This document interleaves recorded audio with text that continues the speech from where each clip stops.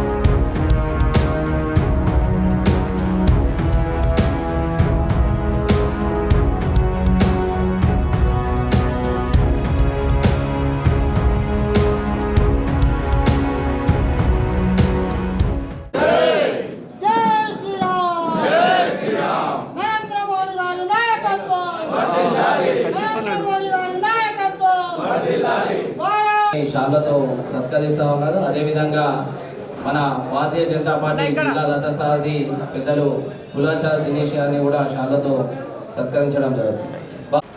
చేరిన కార్యకర్తలను నాయకులను ఉద్దేశించి ముందుగా భారతీయ జనతా పార్టీ జిల్లా రథసారథి భారత్ మాతాకి ఇంత మెల్లగా ఉంటే ఎట్లా సౌండ్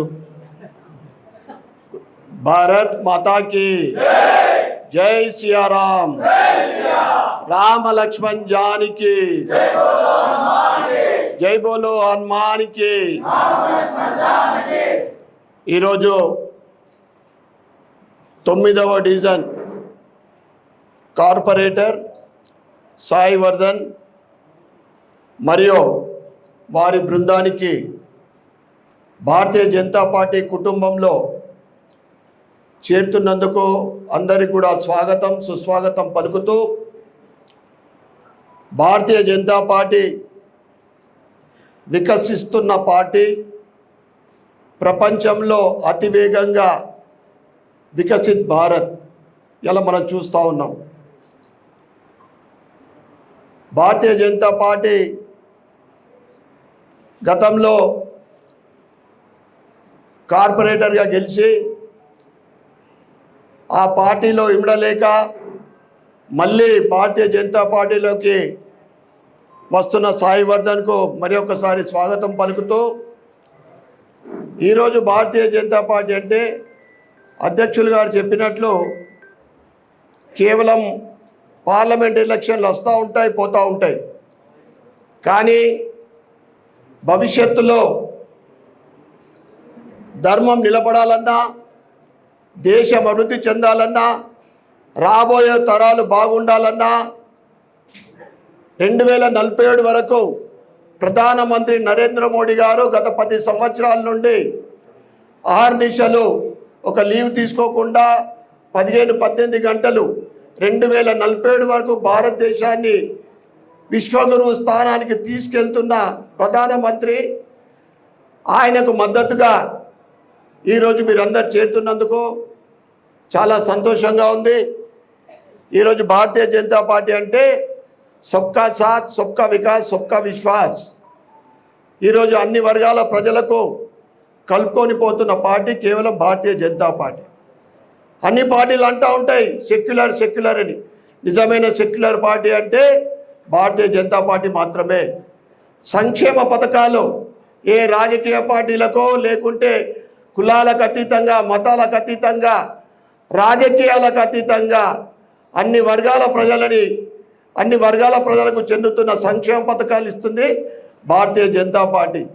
ఈరోజు కరోనా వ్యాక్సిన్ నుంచి పడితే ఫ్రీ రేషన్ కానీ, ముద్రా లోన్లు కానీ, స్ట్రీట్ వెండర్స్ లోన్ కానీ, ఉజ్వల్ యోజన కానీ, ఈ రకంగా ఆవాస్ యోజన కింద దేశంలో 4 కోట్ల ఇల్లు కట్టించిన ఘనత కేవలం భారతీయ జనతా పార్టీకే చెందుతుంది. ఎందుకంటే మోడీ గారు ఎప్పుడు చెప్తా ఉంటారు, నా కుటుంబం దేశ ప్రజలు 140 కోట్లు, నా కుటుంబం ఏదంటే దేశ ప్రజలంతా నా కుటుంబమే అంటాడు.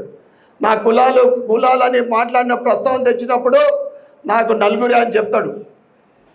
పేదలు, దళితులు, రైతులు, మహిళలు, యువకులనే చెప్తున్నారు. అటువంటి గొప్ప వ్యక్తి నరేంద్ర మోడీ గారి ఆధ్వర్యంలో ఇలా దేశము అన్ని రంగాల్లో పురోభివృద్ధి చెందుతూ ఉంది. మనం చూస్తూ ఉన్నాం. రోడ్లు కానీ, రైల్వేస్ కానీ, మన ఆర్మీ కానీ ఈరోజు అన్ని రంగాల్లో కూడా పటిష్టంగా ముందుకు సాగుతూ ఉంది. అటువంటి పార్టీలో మనం పనిచేస్తున్నందుకు చాలా అదృష్టంగా భావించాలి. ఎందుకంటే 370 ఆర్టికల్ రద్దు కానీ, రామాలయం ఏదైతే అయోధ్యలో బాలరాముడి మళ్ళీ పునఃప్రతిష్ఠ కార్యక్రమం మనము చూసిన ఈ తరం వాళ్ళందరం కూడా నిజంగా అదృష్టవంతులం.